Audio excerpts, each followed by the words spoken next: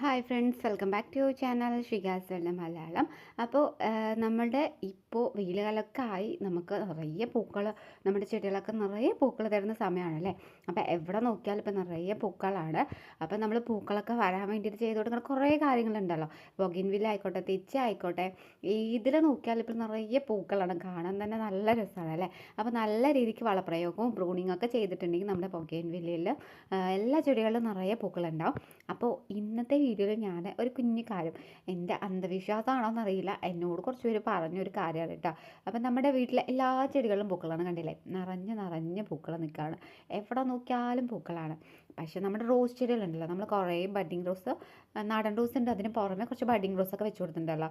അപ്പോൾ ആ budding റോസൊക്കെ budding റോസിലൊക്കെ പൂക്കളില്ല. അപ്പോൾ കമൻറ്റിലൂടെ ഒരാൾ പറഞ്ഞിട്ടുണ്ടായി, പൂക്കൾ റോസിലൊന്നും പൂക്കളില്ല, എപ്പോഴും ഇലകളാണെന്ന്.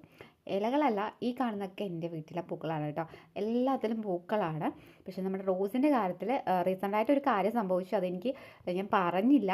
അത് കണ്ടില്ല, ഇത് എല്ലാത്തിലും പോയി, കുഞ്ഞു തൈയാണ്, ഇതിൽ പോലും പൂക്കളാണ്. റോസിൻ്റെ കാര്യത്തിൽ എന്താ സംഭവിച്ചു വെച്ചാൽ, ഇതിൻ്റെ ഞാൻ ചെടി കാണിക്കാതെ ഓപ്പോസിറ്റ് ഒരു വീടുണ്ടല്ലോ, അവിടെയാണ്. അവിടെ കുറച്ച് ആടുകളുണ്ട് കേട്ടോ. അപ്പോൾ ആ വീട്ടിൽ നിന്നാണ് നമ്മൾ വളമൊക്കെ എടുക്കുന്നത്. ചെടികൾക്ക് വേണ്ട വളം, ആട്ടിൻ വളം ആയിക്കോട്ടെ, പശു വളം ആയിക്കോട്ടെ, എല്ലാം നമ്മൾ എടുക്കുന്നത് അവിടെ നിന്നാണ്. അപ്പോൾ അവിടുത്തെ ആട് അവർ മേയാൻ വിടുമല്ലോ. ആ വിട്ട സമയത്ത്, അത് തിരിച്ച് വരുന്ന സമയത്ത് നമ്മൾ ഗേറ്റ് എങ്ങാനും തുറന്നു വെച്ചിട്ടുണ്ടെങ്കിൽ ആൾക്കാർ ഉള്ളിൽ വന്ന് എല്ലാ ചെടിയും കടിച്ച് മുഴുവൻ കഴിക്കണ്ട. പതിവായിട്ട് നമ്മളൊക്കെ അടച്ച് വെക്കാറുള്ളതാണ്. ഒരു ദിവസം നമ്മൾ അടയ്ക്കാൻ വിട്ടുപോയത് കൊണ്ട് തന്നെ ഞാൻ പുറത്തെവിടെ പോയതാണ്. അപ്പോൾ എല്ലാ ആടുകളും വന്നിട്ട് നമ്മുടെ റോസ് മൊത്തം അങ്ങോട്ട് കഴിച്ചിട്ട് പോയിട്ടാ.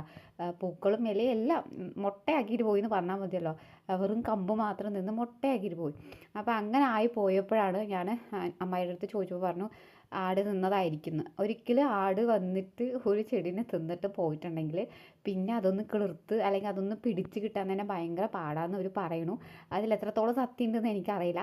അപ്പോൾ നിനക്ക് ഞാനൊരു പണി തരാമെന്ന് പറഞ്ഞിട്ട് ആടിൻ്റെ വളം തന്നെ കൊണ്ടുവന്നിട്ടിട്ട് വളപ്രയോഗമൊക്കെ ചെയ്തിട്ട് ഒരു ലെവലാക്കി നിർത്തിയിട്ടുണ്ട്.